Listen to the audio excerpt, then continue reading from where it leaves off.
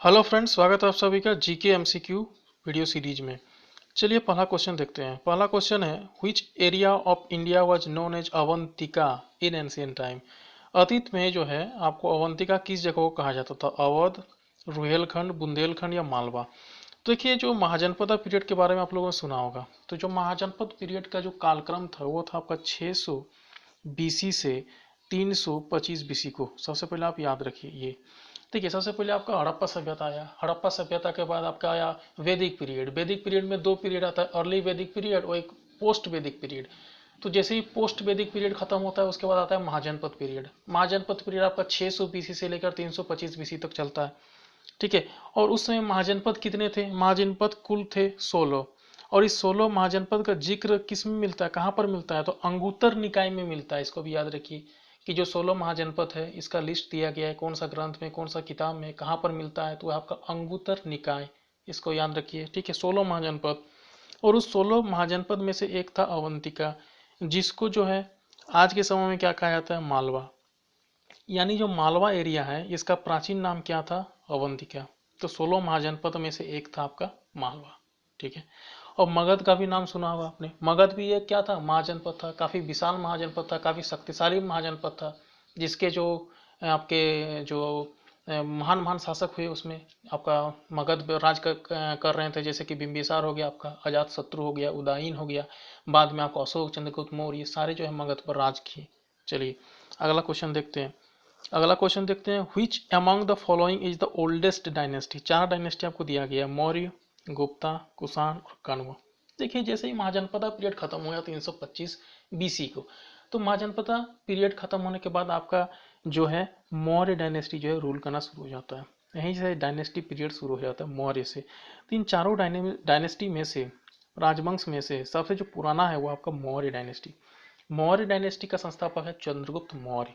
और चंद्रगुप्त मौर्य का सहायता किसने किया था? चाणक्य ने। चाणक्य एक और नाम है कौटिल्य या फिर विष्णुगुप्त। और इनकी एक प्रमुख रचना है, प्रमुख पुस्तक है अर्थशास्त्र। देखिए, नाम है अर्थशास्त्र, यानी उसमें कोई इकोनॉमिक से रिलेटेड ज्ञान उसमें नहीं दिया गया। उसमें ज्ञान दिया गया राजनीति से रिलेटेड। एक पॉलिटिकल बुक है आपका अर्थशास्त्र, इसको भी याद रखिए। ठीक है, नाम है अर्थशास्त्र, लेकिन इसमें किसी प्रकार के इकोनॉमिक टर्म्स, जैसे कि एडम स्मिथ ने दिया था अपना वेल्थ ऑफ नेशंस में, ठीक है, उस तरह से कोई भी ज्ञान आपको नहीं मिलेगा आपका अर्थशास्त्र में, जो कौटिल्य के द्वारा लिखा गया है। ठीक है, उसमें मिलेगा आपको पॉलिटिकल, किस तरीके से राजनीति करें, किस तरीके से मौर्य साम्राज्य का जो एडमिनिस्ट्रेशन चल रहा था, ये सारा जिक्र जो आपका अर्थशास्त्र में किया गया है। चलिए अगला प्रश्न हम देखेंगे। ओजोन लेयर बहुत ही इंपॉर्टेंट लेयर है दोस्तों। ओजोन लेयर, ओजोन लेयर का काम क्या है? जो सूर्य से जो पराबैंगनी किरण आता है, जो अल्ट्रावायलेट रेज है, उसको क्या होता है? रोकता है, पृथ्वी तक आने से रोकता है, जिससे हम जो है यहाँ अच्छे से रह पाते हैं। नहीं तो अगर पराबैंगनी किरण अगर धरती पर एंटर करती तो तरह तरह के जो है उसके एबनॉर्मल एक्टिविटीज, ठीक है, एबनॉर्मल जो परेशानियां जो है सभी जीवों में देखने को मिलता है, चाहे वो ह्यूमन हो या फिर पशु या पक्षी, सब में जो है इसका जो साइड इफेक्ट है वो अल्ट्रावायलेट रेज का हमको देखने को मिल जाता है दोस्तों। लेकिन ओजोन लेयर है, ठीक है, जिस कारण से हमको जो अल्ट्रावायलेट रेज है उसका साइड इफेक्ट देखने को नहीं मिलता है। प्रश्न है कि ओजोन लेयर आके एटमोस्फेयर के किस लेयर में है? एटमोस्फेयर में कुल 5 लेयर है। ठीक है, पहला है ट्रोपोस्फियर, दूसरा स्ट्रेटोस्फियर, तीसरा मेजोस्फियर, चौथा थर्मोस्फियर और अगला है एक्सोस्फियर। और एक होता है आयनोस्फियर। ये आयनोस्फियर है ना, ये आपका थर्मोस्फियर का ही पार्ट है। क्वेश्चन पूछ रहा है ओजोन लेयर कहाँ पर रहता है? ये आपका रहता है स्ट्रेटोस्फियर में। ठीक है, अब देखिए इसी स्ट्रेटोस्फियर में जो है आपका एरोप्लेन वगैरह उड़ता है। ठीक है, क्योंकि वहाँ किसी प्रकार का वेदर जो कंडीशन नहीं रहता है, क्लाइमेटिक वेदर फिनोमिनन नहीं रहता है, क्लाउड नहीं रहते हैं। ठीक है, ये सारा चीज स्ट्रेटोस्फियर में नहीं रहते हैं, जिस कारण से एरोप्लेन वगैरह उड़ना यहाँ पर आसान हो जाता है। जो क्लाउड, जितने भी आपका वेदर से रिलेटेड फिनोमेना होता है वो आपका ट्रोपोस्फेयर में हो जाता है, जैसे क्लाउड फॉर्मेशन वगैरह हो गया। ठीक है, ये सारा ट्रोपोस्फेयर में है। ठीक है, यानी कि क्षोभ मंडल। और जो ओजोन लेयर हो गया आपका समताप मंडल में, स्ट्रेटोस्फेयर में। चलिए अगला प्रश्न है, India has a coast line of. देखिए, इंडिया का बाउंड्री आप लोग जानते हैं, ये इंडिया का आपका इस तरह का कुछ मैप होता है। ठीक है, और इसमें आपको कुछ है, एक लैंड बाउंड्री होता है, एक होता है कोस्ट बाउंड्री या कोस्टल लाइन। तो कोस्टल लाइन का लेंथ कितना है आपका? 7516 7516 किलोमीटर। तीन चारों ऑप्शन में सबसे सटीक है आपका 7,500 किलोमीटर। सही उत्तर है 7,500 किलोमीटर आपका इंडिया का कोस्ट लाइन है।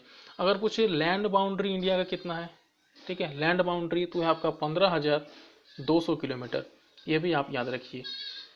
क्वेश्चन इससे भी पूछा जाता है कि जो इंडिया है, ठीक है, उसका जो उत्तर से दक्षिण तक विस्तार कितना किलोमीटर है, और एक पूर्व से पश्चिम, ठीक है, उत्तर से दक्षिण और पूर्व से पश्चिम।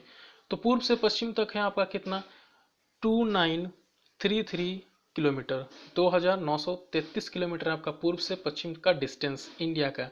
और उत्तर से दक्षिण तक का डिस्टेंस जो है आपका वो है 3,214 किलोमीटर।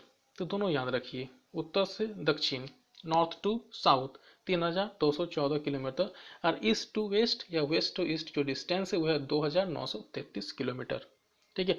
लैंड बाउंड्री आपको बता दिया 15,200 किलोमीटर, और जो कोस्ट बाउंड्री है, कोस्टल लाइन है, वो आपका 7,516 किलोमीटर। चलिए अगला प्रश्न है, the monk who influence Ashoka to impress Buddhism. देखिए जो अशोक हैं ये काफ़ी प्रतापी राजा थे मौर्य वंश के। ये जो है आपका जो बिंदुसार है उनके क्या थे, बेटे थे, ठीक है, बिंदुसार के बेटे थे अशोक।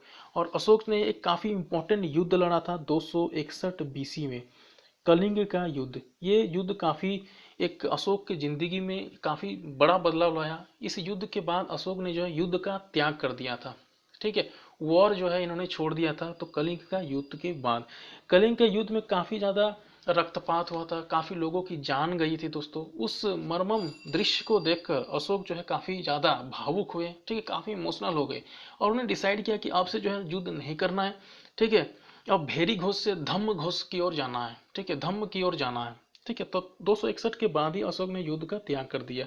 तो 261 में कलिंग का युद्ध होता है, इसको भी याद रखिए। तो अशोक को किसने बोला कि आप बुद्धिज्म लीजिए, उसको बुद्धिज्म इम्प्रेस करने के लिए इन्फ्लुएंस किया, तो वो था उपगुप्त। चलिए अगला प्रश्न है, नेशनल एंथम ऑफ बांग्लादेश अमार सोनार बांग्ला किसने लिखा था। ये लिखा था आपका रविंद्रनाथ टैगोर ने।